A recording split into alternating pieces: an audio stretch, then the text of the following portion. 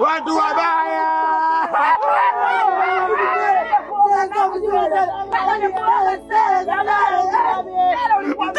Jamani, mtoto sana kwenye hisabati iko vizuri, kwenye sayansi ndio Dr. Selemani, kwenye gari ndio yeye Sele, kwenye English Sele is not yale mama sabas together. Sele anaongea Kiingereza kisisamu wote. Selemani unasimika kama kalabai. Selemani unakufa, unategea kazi.